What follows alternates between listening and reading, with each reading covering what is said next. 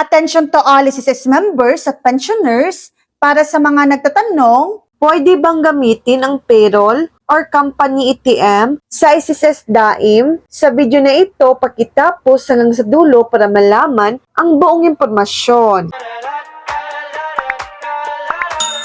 Hindi po basta-basta pwedeng gamitin ang payroll or company ATM sa SSS Daim. Para sa individual member, ang SSS ay nangangailangan ng active account na nasa pangalan mismo ng member or claimant. Sa current SSS requirements, tinatanggap ang account sa PesoNet Participating Bank, e-wallet gaya ng GCash o Maya o iba pang approved disbursement channel. Kung company or payroll ATM po ang account ninyo mismo at nakapangalan sa inyo, maaaring posible itong gamitin basta pasok sa SSS requirements at ma-approve sa Daim. Pero kung company account o account ng pangalan ng employer ang nakalagay, hindi po iyon dapat gamitin para sa personal na SSS benefits o loan. Pinakamahalaga, dapat tugma sa pangalan ng SSS member at pangalan sa proof of account na ia-upload sa Daim.